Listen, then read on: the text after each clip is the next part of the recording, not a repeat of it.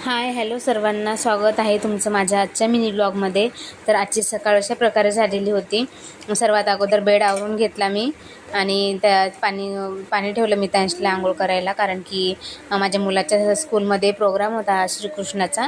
पण त्यांनी काही पार्टिसिपेट घेतलं नाही, कारण की दरवर्षी घेतो तो, यावर्षी नाही म्हणत होता. मग मी काय त्याला जास्त फोर्स केला नाही, पण स्कूलमध्ये लवकर जायचं होतं त्याच्यामुळे मग त्याची तयारी करून घेतली अगोदर. आणि जो आम्ही रोज मिल्कशेक बनवतो तो मी बनवायला घेतला, कारण की आज मी तुम्हाला पूर्ण डिटेल्स सांगणार आहे. तर काजू बदाम वगैरे ते सर्व अगोदर रात्री भिजू घालायचे, आणि फुटाणे पण मी रात्रीच भिजू घातलेले होते. आणि नाही घातले फुटाणे भिजू तरी पण काही हरकत नाही, कारण मिक्सरमध्ये ते चांगले छान बारीक होतात. पण मी भिजू घातले. कधी असं बी बनवते आणि तसं बी, म्हणजे नाही भिजू घालून पण बनवते मी. तर हे सर्वात अगोदर भिजू घातलेलं मिक्स करून घेतलं मिक्सरला, आणि त्याच्यानंतर मग मी एक बनाना ॲड केला आणि त्याच्यामध्ये थोडंसं पाणी टाकायचं. पाणी टाकल्याच्यानंतर ते पुन्हा एकदा ग्राइंड करून घ्यायचं, आणि ग्राइंड झाल्याच्यानंतर त्याच्यामध्ये गरम केलेलं दूध टाकायचं. जास्त गरम नाही, पण थोडंसं असलं पाहिजेत गरम. ते दूध गरम करून घेतलं आणि त्याच्यामध्ये ॲड केलं, आणि ते पुन्हा मिक्सरला बारीक करून घेतलं, आणि थोडासा गूळ ॲड केला त्याच्यामध्ये, आणि पुन्हा मिक्सरमध्ये बारीक करून घेतलं. आणि असा आमचा मिल्कशेक रेडी होता आणि पिऊन घेतला. मी त्या स्कूलमध्ये गेला. पण दुपारी माझे मिस्टर म्हणत होते की आज मला पुरणपोळी खायची. म्हटलं ठीक आहे, मग आज पुरण बनवून घेतलं मी, डाळ टाकून घेतली होती.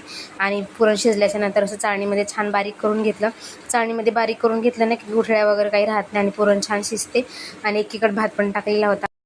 आणि खरं सांगायचं म्हणजे मला पुरणपोळी नाही जमत बरोबर, तरी मी ट्राय करते. मला हळूहळू येईल नक्की. तुमच्याकडे काही टिप्स असतील तर प्लीज मला कमेंटमध्ये नक्की सांगा की पुरणपोळी फुगली पाहिजेत आणि फुटली नाही पाहिजेत यासाठी. त्याच्यानंतर मग मी पुरण शिजवायला घेतलं. त्याच्यामध्ये एक वाटी साखर घेतली होती, कारण की तेवढीच वाटी मी डाळ पण घेतली होती हरभऱ्याची. त्याच्यामध्ये थोडंसं जायफळ टाकलं आणि 2-3 इलायची घेतली होती. त्याला चांगलं बारीक करून ते पण मिक्स करून दिलं त्याच्यामध्ये, आणि चांगलं शिजलं होतं. पुरण खूप छान जमते, मला बनवता येते, पण पोळी नाही जमत मला. आणि पुरण शिजल्याच्यानंतर मग मी ते फ्रीजमध्ये ठेवलेलं होतं थंड होण्यासाठी. त्याच्यानंतर मग मी पोळ्या टाकून घेतलेल्या होत्या.